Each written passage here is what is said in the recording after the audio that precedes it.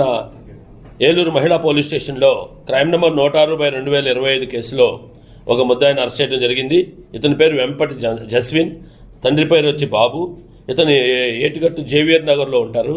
వీరు ఏంటంటే కొంచెం స్మార్ట్గా ఉంటారనమాట. ఈ స్మార్ట్గా ఉండి వీరి యొక్క అవకాశాన్ని చేసుకొని కొంతమంది అమ్మాయిల్ని సోషల్ మీడియా ద్వారా, చదువుకున్న అమ్మాయిల్ని, అదేవిధంగా కొంతమంది అమ్మాయిల్ని సోషల్ మీడియా ద్వారా పరిచయం ఏర్పాటు చేసుకోవటం, వాళ్ళని సోషల్ మీడియాలోనే వల విసిరి తన యొక్క అందచందాలతోటి, తన మాయమాటలతోటి వాళ్ళతోటి చాటింగ్ దిగుతారు.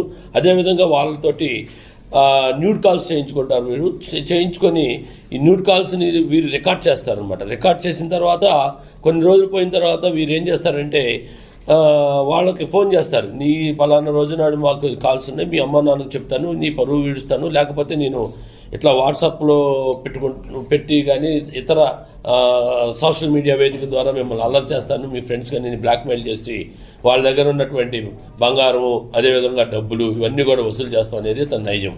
కాబట్టి అందరికి కూడా తెలియపరుస్తున్నాం.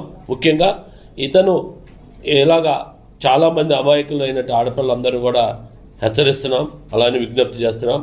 చూడండి, వీళ్ళు మాయమాటలు చెప్పి మిమ్మల్ని పెళ్ళిళ్ళు చేసుకుంటాం, మీతో జీవితం సాగిస్తామని చెప్పేసి మిమ్మల్ని ప్రలోభపెట్టి మీతోటి చేయకూడని పనులతో చేయిస్తూ ఇలా చేస్తున్నటువంటి వ్యక్తులు వీళ్ళు. అదేవిధంగా తర్వాత వాళ్ళ వికృతి రూపాన్ని ప్రదర్శిస్తూ వీరు ఈ విధమైనటువంటి చర్యలకు పాల్పడుతున్నారు. ముఖ్యంగా ఇతను ఒక క్రికెట్ ప్లేయరు.